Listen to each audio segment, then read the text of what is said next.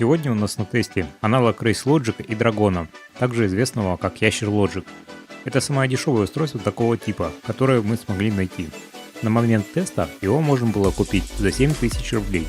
Зачем оно вообще нужно? В нем стоит 10-герцовый GPS, и точность у него составляет 0,1 секунды. В сотовых стоят GPS с частотой 1 Гц, то есть точностью в 1 секунду. Для замера времени круга или динамики разгона точности 1 герцового GPS недостаточно.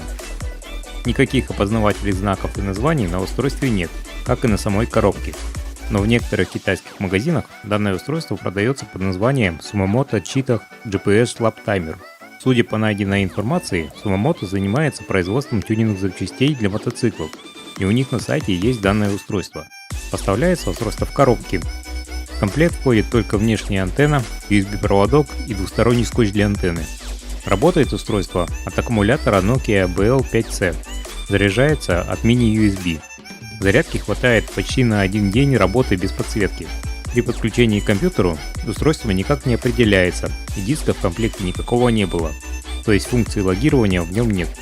Инструкция шла, но в виде простой распечатки на 2 листах А4, отдельно от самого устройства. Никаких монтажных креплений на устройстве нет, то есть крепить его приходится прищепкой, а антенну можно прикрепить на двухсторонний скотч. То есть устройство предназначено для корчей, часто переставлять из одной машины в другую неудобно. Частота GPS составляет 10 Гц, то есть точность устройства составляет 0,1 секунды, хотя само устройство показывает время с точностью до 0,01 секунды. На устройстве есть 4 кнопки. Стрелочки вверх-вниз предназначены для листания статистики, а длительное нажатие устанавливает точку старта и финиша. Кнопка с кругом работает только на длительное нажатие и служит для переключения режимов и входа в настройки. Нижняя кнопка служит для включения и выключения режима замера, а длительное нажатие включает и выключает подсветку. Всего в устройстве есть 3 режима работы. Лап или кольцевой режим. Устанавливаем точки старта и финиша, включаем режим замера и можно ехать. После трогания начнется отсчет времени. После пересечения финиша время завершенного круга показывается 10 секунд, а затем показывается время уже следующего круга. Кроме самого времени, также показывается счетчик кругов. После выключения режима замера можно увидеть лучшее, худшее, среднее и общее времена. Также можно посмотреть время последних 7 кругов с разницей по отношению к предыдущему кругу. К сожалению, больше никакой информации не показывается.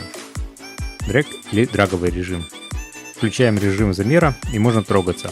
После трогания автоматически начнется отсчет времени.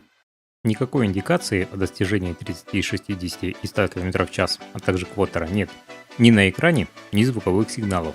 То есть устройство больше подходит для профессиональных соревнований, нежели для гражданского использования.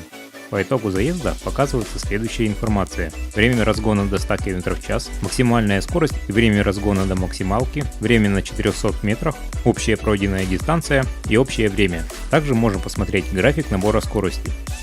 Секшн или режим отрезка. По сути, он аналогичен кольцевому режиму, за одним исключением. После финиша для начала отсчета времени второго круга надо снова проехать через отметку старта. В случае, если точка старта и точка финиша находятся на одном и том же месте, то отсчет времени круга не начинается. То есть на треке время будет считаться через один круг.